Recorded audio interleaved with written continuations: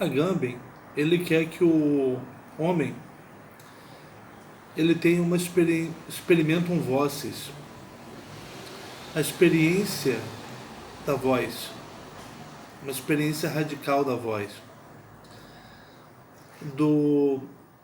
da situação da linguagem naquilo que era a voz animal. Porque para ele, para o Agamben, a experimentum linguae, o experimento da língua e sua interpretação, a gramática, está saturada. Todo o Ocidente foi baseado na interpretação da língua, no reconhecimento de que os homens têm língua e essas línguas são descritas gramaticalmente e elas são tomadas como sendo aquilo que os homens falam, né? Como se elas fossem uma substância, como se o sujeito que fala a língua fosse uma substância. Agamben está numa filosofia que dessubstancializa a partir da enunciação. A enunciação é um momento em que a linguagem se instala na voz.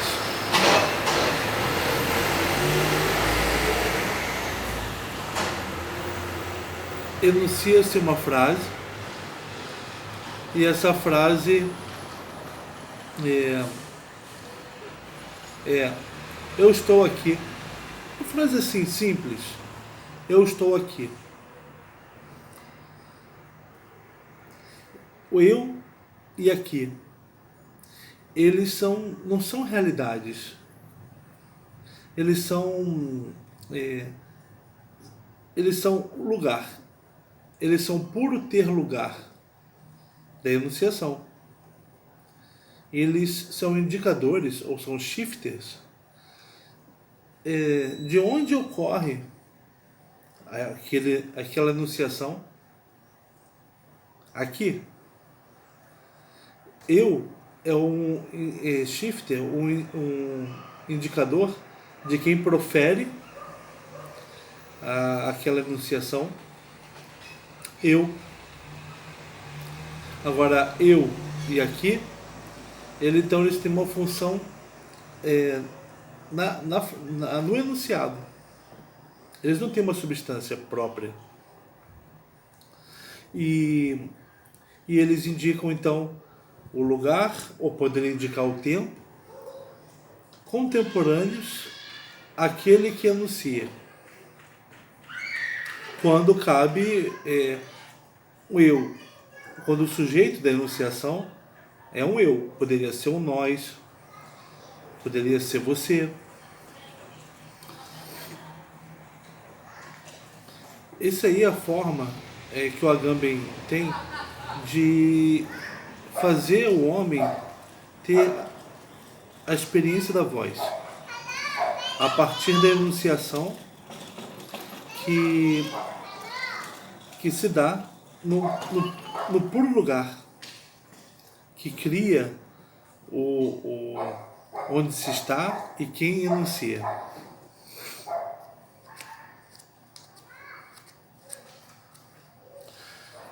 Voltando um pouco ao que a gente falou nos vídeos anteriores, o homem, antes de ser o homem, o que era o homem antes de ser o homem, né? Aquela, vamos chamar de criatura, ela emitia sons. A natureza o dotou da capacidade de emitir sons sem articulação, até que ele reconhece que ele emite aqueles sons e começa a analisá-los, né? E começa a organizá-los. E aí, quando ele organiza aqueles sons, ele o põe de volta como língua. A língua começa a entrar no lugar do que era a voz do vivente, deixando de ser voz do vivente e passando a ser língua humana. Esse ponto de articulação entre a voz e a língua, o que deixou de ser a voz e a língua humana, é o que interessa para o Agamben. E é onde ele quer que o homem olhe. Qual é o momento da enunciação? Que é o momento em que se dá essa passagem. A cada momento de enunciação, se dá uma passagem milagrosa entre o natural e o cultural ou histórico, entre a vida nua, que é excluída, e ela é reincluída como vida humana, como vida política. E é a partir desse espaço vazio, sonoro, deixado pela voz do vivente, é que a língua pode existir e a inteligência humana pode usar aqueles sons que são aproveitados para formar letras, fonemas, palavras. Esses sons são aproveitados, são articulados em elementos mais complexos que a inteligência humana trabalha para construir as palavras dela, para fazer nomes e verbos, né? É a partir dessa base animal que se instala o humano, aproveitando os sons que nós temos capacidade de emitir naturalmente, aproveitando para formar palavras. Mas não que elas, pela gramática, elas vão tomar uma existência própria que vai nos determinar, né? Nós somos falantes, não porque somos falantes de línguas prontas, somos falantes porque a língua se instala em nós.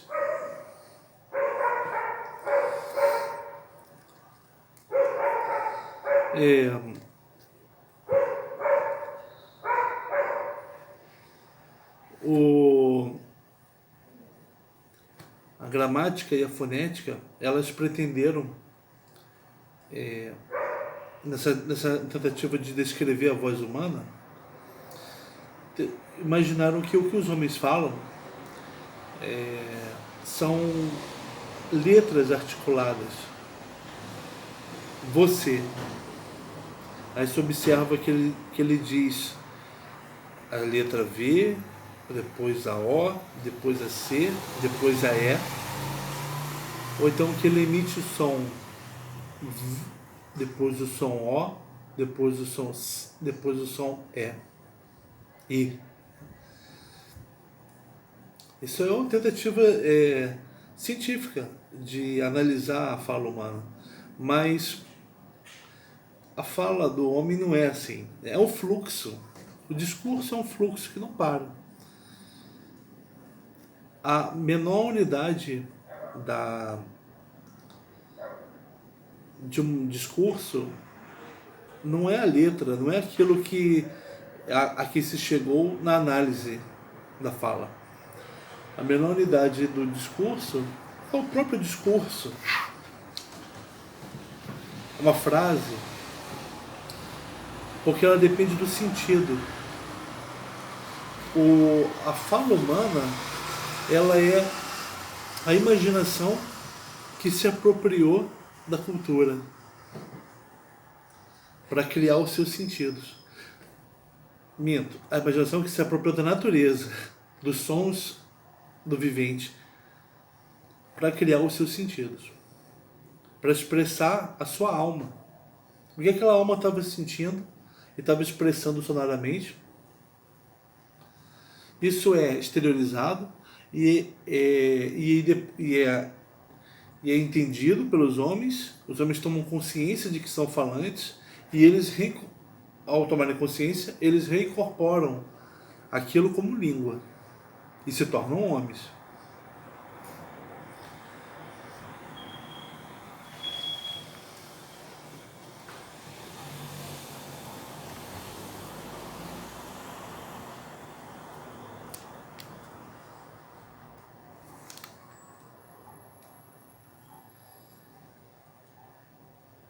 É,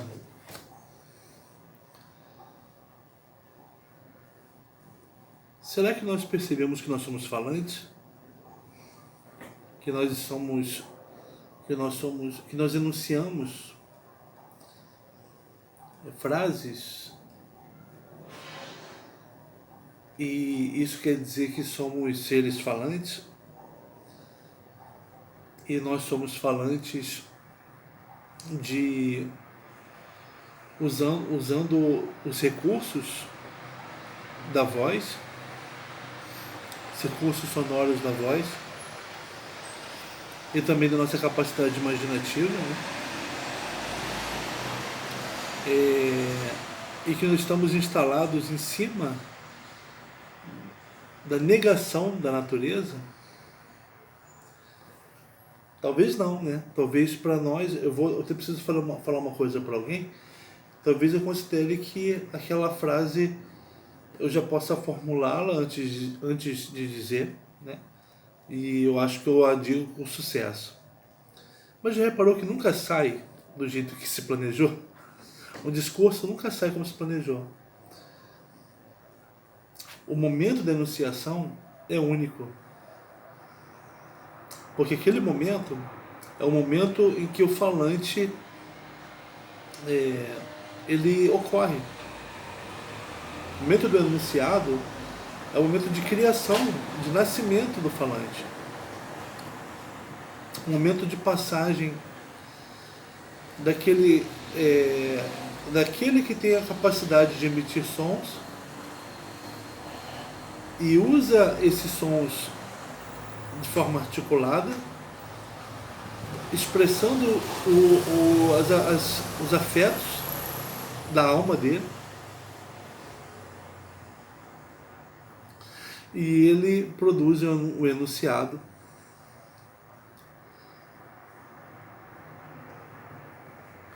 Esse enunciado diz: eu te amo.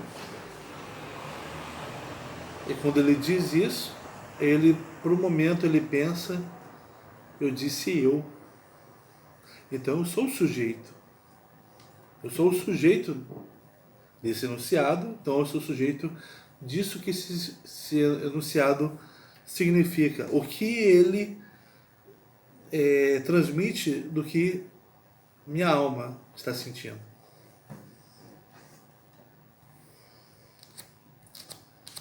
Aí eu me torno um ser humano, porque eu usei a linguagem, eu fiz aquele enunciado. Então é esse momento de passagem do silêncio para uma fala,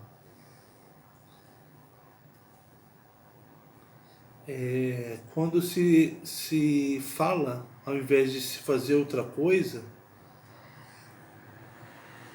é isso que é a experiência da voz. Que é uma voz não animal, que o homem não a tem, mas é um uso dos recursos que a natureza deu para fazer o enunciado, para comunicar aquilo que ele sente. E assim se tornar o sujeito daquele enunciado. E assim ter consciência também de onde ele está, porque ele falou aquilo. Estou aqui dizendo que te amo.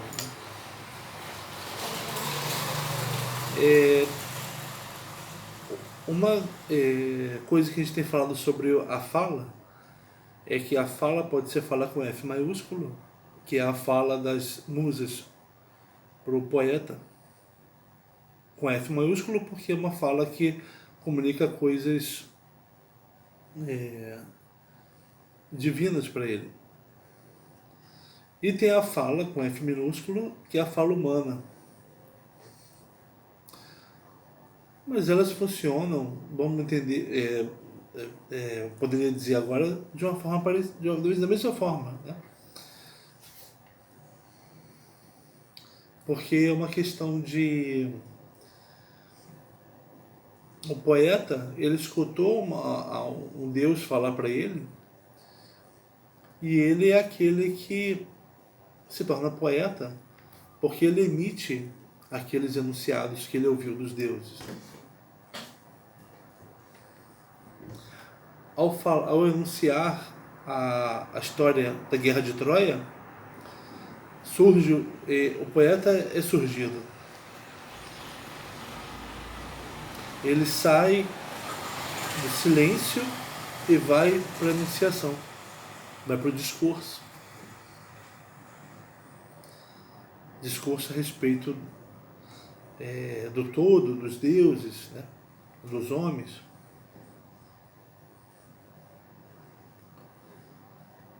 Então a gente está falando do poeta como um surgimento nobre, nobre não é uma boa palavra, né? Mas um surgimento do homem, o poeta. E aqui hoje, e a gente, nas falas corriqueiras, não são do poeta, que não comunicam as coisas divinas, que a gente pode chamar de falas com F minúsculo, né? Elas também são o momento de enunciação, de situação da linguagem no espaço vazio deixado pela voz do vivente. Essa linguagem é situada aqui porque se está usando os recursos da língua que se interiorizou, que se aprendeu culturalmente, as possibilidades que a cultura deu para você comunicar o que a tua alma sente, ou para você expressar injustiças, coisas que sua alma sente. A sua alma não fala só eu te amo, ela fala também de injustiças que ela sente. Então, nesse momento em que um falante ele enuncia,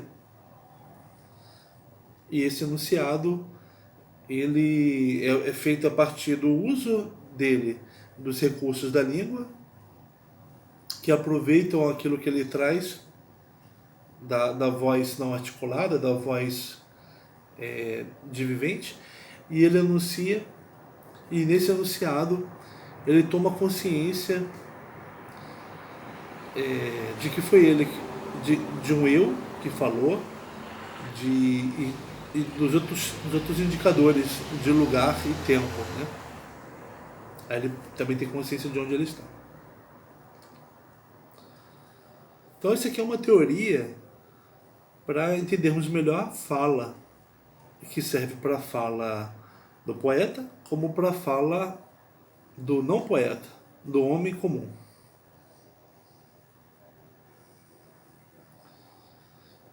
E o Agamben está querendo que nós... Ele está pensando isso como uma tarefa para o homem atual. A experiência da fala. Como se dá a situação da linguagem na voz. Como surge o homem, né? A antropogênese. Através da fala. Vamos avançando. Obrigado.